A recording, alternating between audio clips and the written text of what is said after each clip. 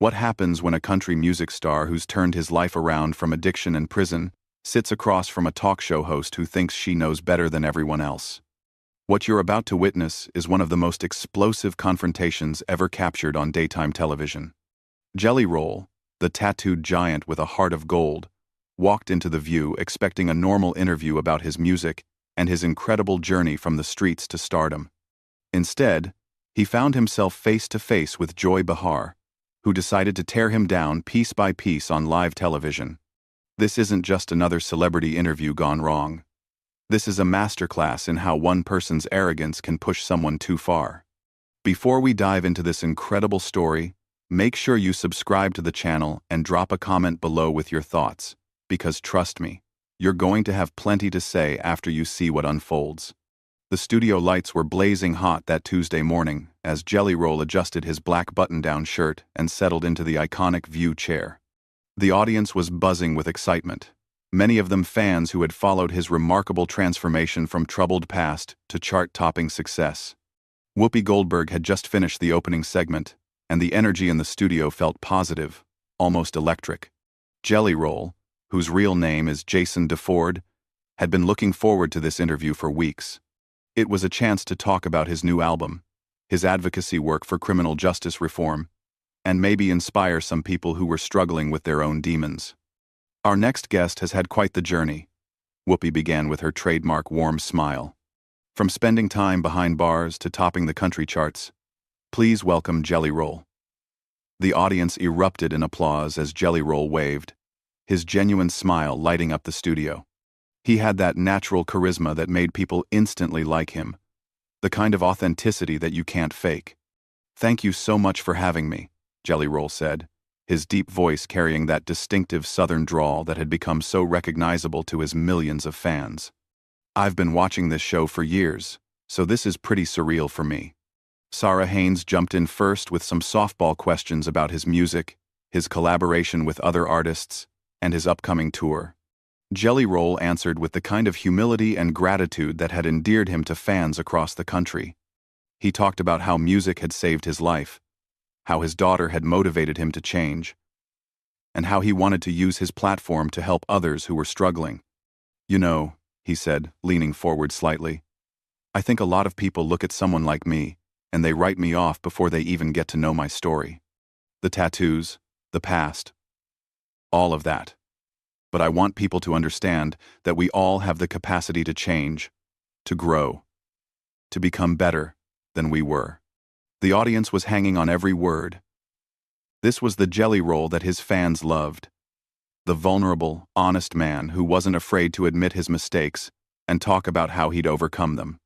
Alyssa Farah Griffin asked him about his criminal justice reform work, and his eyes lit up as he described the programs he was supporting to help former inmates reintegrate into society. "I've been where these guys are," he explained, his voice getting more passionate. "I know what it's like to feel like society has given up on you, like you're never going to be anything more than your worst mistake. But that's not true. People can change. They just need someone to believe in them and give them a real chance." It was at that moment that Joy Behar, who had been sitting quietly with a barely concealed smirk on her face, decided to pounce. She had that look in her eyes that regular viewers of The View knew all too well. The look that said she was about to say something controversial just for the sake of stirring up drama. "Well, that's all very nice and inspirational," Joy said, her voice dripping with condescension. "But let's be real here. You spent years breaking the law. You were involved with drugs. You were in and out of prison.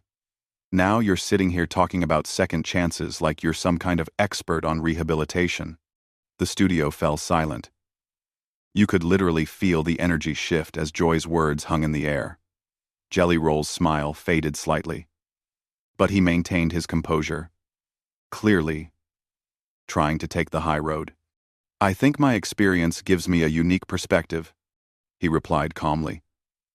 "I'm not claiming to be an expert on anything except my own journey. But if sharing my story can help even one person avoid the mistakes I made, then it's worth it." Joy wasn't done, though. She leaned back in her chair with that self-satisfied expression she wore whenever she thought She was making a particularly clever point. But don't you think it's a little convenient that now that you're famous and making money, suddenly you're this reformed character?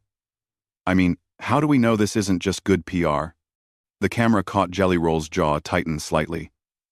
His hands, which had been relaxed in his lap, clenched into fists for just a moment, before he forced himself to relax them. The other hosts looked uncomfortable, clearly not expecting the interview to take this hostile turn. "Joy," he said, and there was a warning note in his voice that anyone who knew him would recognize. "I think you're misunderstanding what this is about. This isn't PR. This is my life. These aren't talking points. These are real experiences that shaped who I am." But Joy was just getting started. She had that predatory gleam in her eyes that meant she smelled blood in the water and was going in for the kill. "I'm just saying, it's easy to talk about redemption and second chances when you're sitting pretty with a record deal and sold-out concerts. What about the people you hurt along the way? What about the communities that were damaged by the drug trade you were part of?" The accusation hung heavy in the air like a dark cloud. Jelly Roll's transformation from composed guest to something much more intense was visible to everyone in the studio. His breathing had changed, his posture had shifted, and there was a fire building in his eyes that suggested Joy had just crossed a line she shouldn't have crossed. "You want to talk about the people I hurt?" Jelly Roll said, his voice getting louder, more intense. "Let's talk about them. Let's talk about how I've spent every day since I got clean, trying to make amends, trying to do better, trying to use whatever platform I have to help people." Joy, either oblivious to the danger she was walking into, or simply not caring, pressed on with her attack. But that doesn't undo the damage, does it? That doesn't bring back the lives that were lost to overdoses, the families that were destroyed. You can't just sing your way out of that responsibility. That was it. That was the moment when something snapped inside Jelly Roll, when the careful composure he'd been maintaining finally cracked under the weight of Joy's relentless assault. The man who had spent years learning to control his temper, who had worked so hard to become a better person, suddenly found himself face to face with someone who seemed determined to tear down everything he'd built. The explosion was instantaneous and volcanic. Jelly Roll shot up from his chair so fast that it actually rolled backward, his 6-foot frame towering over the desk as his voice boomed across the studio with a force that made everyone jump. "Are you kidding me right now?" he roared, his southern accent getting thicker as his emotions took over. "You think I don't carry that weight every single day? You think I don't know exactly what I've done and who I've hurt? Lady, you have absolutely no idea what you're talking about." The audience gasped audibly. Camera operators scrambled to capture every angle of the confrontation, while producers in the control room frantically debated whether to cut to commercial. Whoopi looked stunned. Sarah covered her mouth in shock, and Alyssa sat frozen in her chair. But Joy, incredibly, seemed almost pleased with herself, like she'd successfully provoked exactly the reaction she was looking for. "There it is," Joy said with a smug smile, gesturing toward Jelly Roll as if his anger proved her point. "There's the real you, underneath all that redemption talk. Still the same angry criminal, just with better clothes." If the studio had been silent before, it was absolutely dead now. The only sound was Jelly Roll's heavy breathing as he stared down at Joy with an expression that was part fury, part disbelief, and part something much more dangerous. When he spoke again, his voice had dropped to a low, menacing growl that somehow seemed more terrifying than his shouting had been. "You want to see the real me?" he said, leaning forward with his hands planted firmly on the desk. "The real me spent 3 years in county jail thinking about every person I hurt, every family I damaged, every life I helped destroy. The real me has nightmares about kids who overdosed on drugs I sold. The real me goes to funerals of people I grew up with who didn't make it out like I did." Joy tried to interrupt, but Jelly Roll's voice cut through her attempt like a knife through paper.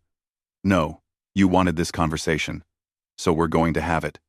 You sit up there in your ivory tower passing judgment on people like me, but what have you ever sacrificed? What have you ever overcome? You think redemption is some kind of marketing scheme, Because you've never needed it yourself.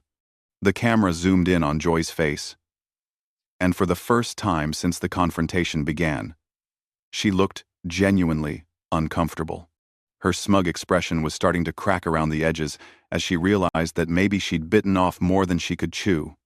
"I'm just asking the hard questions that need to be asked," she said, but her voice lacked the confidence it had carried just moments before. "Someone has to hold people accountable." "Accountable?" Jelly Roll laughed, but there was no humor in it whatsoever.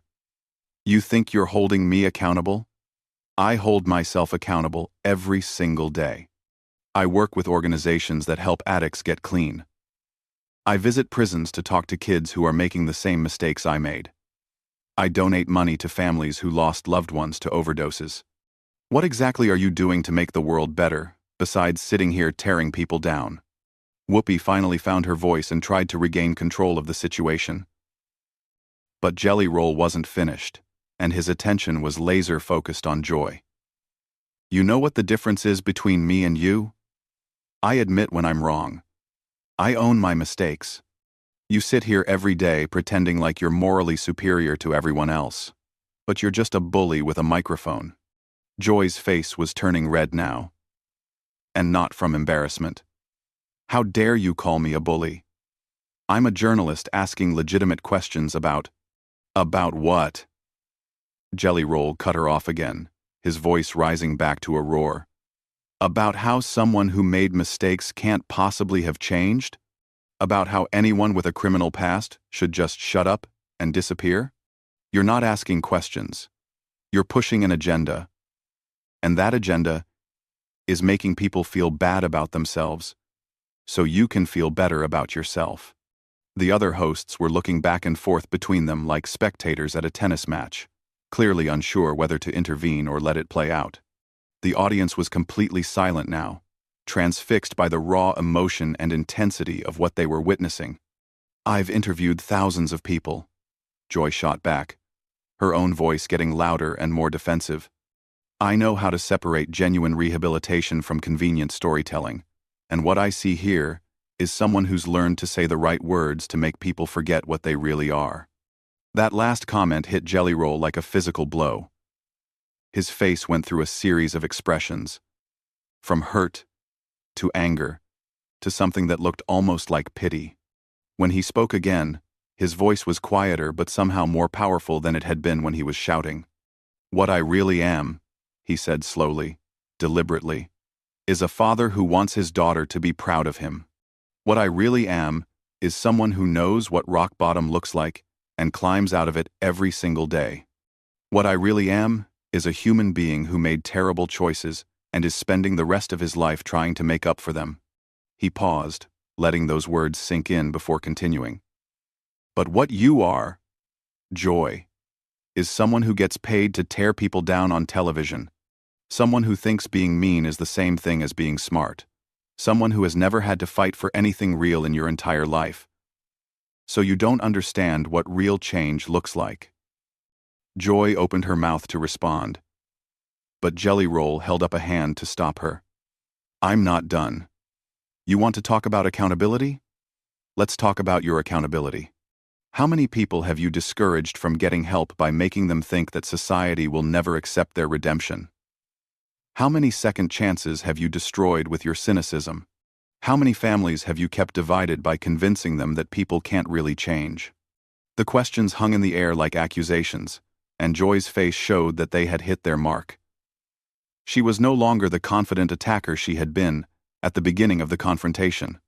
Now she looked like someone who was realizing that she might have picked a fight with the wrong person. "You think you're so clever," Jelly Roll continued, his voice filled with disappointment more than anger now. "You think you're exposing some kind of fraud, but all you're doing is showing everyone exactly what kind of person you really are. Someone who would rather tear others down than build anything up yourself." Sarah Haynes tried to jump in with a diplomatic comment, but both Joy and Jelly Roll ignored her completely. This had become something much more personal than a television interview. A battle between two completely different philosophies of life. Two completely different ways of looking at human nature and redemption. "I stand by everything I've said," Joy declared, but her voice was shaky now. People have a right to be skeptical of convenient transformations. Quote.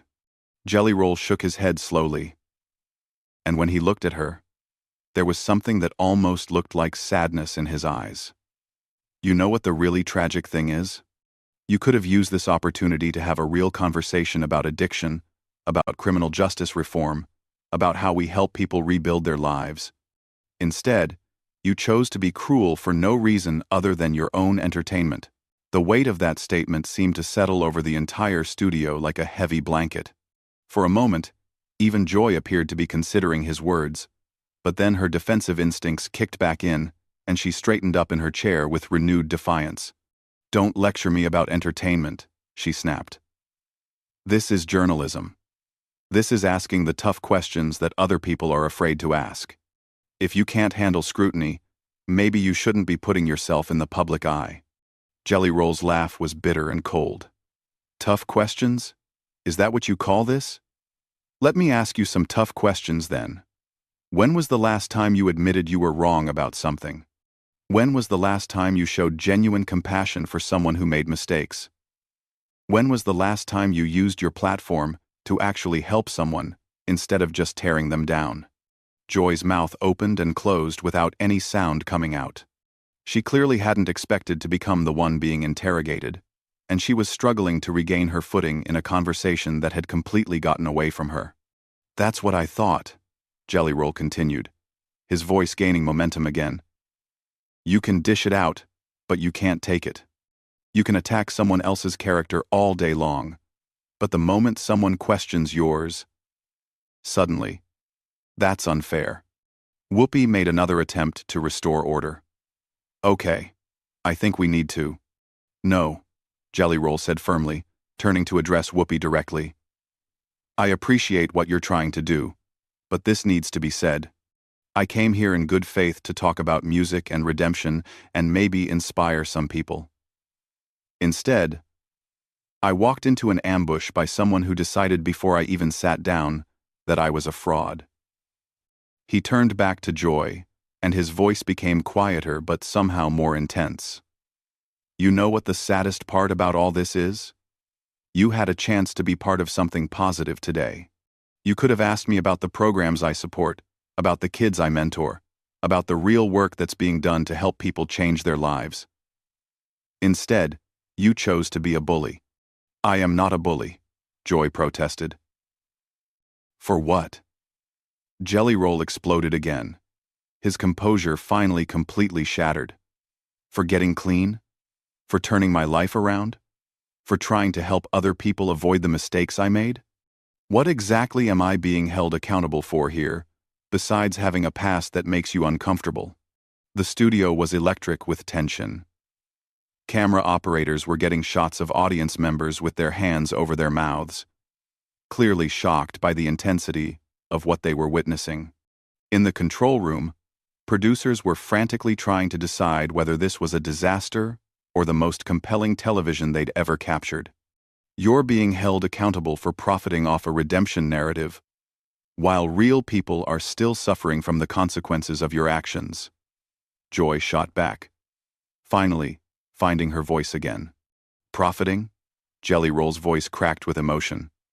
You think I'm profiting from this? Every dollar I make from my music, every opportunity I get, comes with the weight of knowing that I have to earn it every single day. You think I don't know that there are families out there who lost someone to drugs I sold? You think I sleep easy at night because I have a record deal now? He was leaning over the desk again, his face just inches from Joy's, and when he spoke, his voice was raw with pain. I give away more money than most people make in a year to organizations that help addicts. I spend my free time visiting prisons and talking to kids who remind me of myself at that age. I use every platform I have to tell people that they can change their lives if they're willing to do the work. My platform. My monocation. I won. And onside and two. Joy tried to interrupt, but Jelly Roll's voice overpowered hers completely. But you don't want to hear about any of that, do you? Because it doesn't fit your narrative. You've already decided who I am, and no amount of evidence to the contrary is going to change your mind. Evidence? Joy scoffed. What evidence? Some charitable donations and a few prison visits? That's supposed to erase everything you did? The question hit the studio like a lightning bolt. Jelly Roll straightened up slowly, and when he looked at Joy this time, there was something different in his eyes. Not anger anymore, but something deeper and more profound. No, he said quietly. Nothing can erase what I did. Nothing can bring back the people who died because of choices I made. Nothing can undo the families I helped destroy or the communities I helped damage. And you know what? I live with that every single day. His voice was getting stronger again. But it wasn't the angry shouting from before. This was something else entirely. Something that came from a much deeper place. But what you're really asking me is whether I deserve forgiveness. Whether I deserve redemption. Whether someone like me should be allowed to move forward and try to make amends. He looked around the studio, making eye contact with the other hosts, the audience, even the camera operators. And my answer to that is this. I don't know if I deserve it. That's not for me to decide. But I know that I'm going to spend every day of the rest of my life trying to earn it. Joy opened her mouth to respond. But Jelly Roll held up his hand again. You want to judge me? Fine. Judge me by what I do from here forward. Judge me by the lives I help save. By the kids I help turn away from the path I went down. By the families I help heal. Don't judge me by who I was. Judge me by who I'm becoming. The silence that followed was deafening. Even Joy seemed to have been struck speechless by the raw honesty and vulnerability in his words. The camera caught her face, and for just a moment, there was something that might have been shame in her expression. You came at me today thinking you were going to expose some kind of fraud, Jelly Roll continued, his voice steady and strong. But all you've exposed is your own inability to believe that people can change. Your own cynicism. Your own need to tear others down. To make yourself feel superior. He straightened his shirt and looked directly into the camera. To anyone watching this, who's struggling with addiction, who's made mistakes they think they can't come back from, who's been told by people like her that they'll never be anything more than their worst moment, I want you to know something. You can change. It won't be easy, and it won't happen overnight. But you can change. Don't let anyone tell you otherwise. Joy made one final attempt to salvage the situation. I think you're being overly dramatic about. Dramatic? Jelly Roll cut her off one last time. You attacked my character, my motives, my redemption, and my right to speak about my own experiences. You tried to tear me down on national television for no reason other than your own entertainment. And when I defended myself, when I showed you exactly what real accountability looks like, you call me dramatic? He shook his head in disgust. You know what, Joy? You're exactly the kind of person who makes it harder for people to get help. You're exactly the kind of person who keeps families divided and communities broken. You're the problem, not me. With that, he turned away from her completely and addressed Whoopi directly. Thank you for having me on the show. I'm sorry it turned into this, but I won't apologize for defending myself against someone who came at me with nothing but malice and prejudice. The camera caught Joy's face one final time as Jelly Roll gathered himself to leave. She looked like someone who had just realized that she'd made a terrible mistake,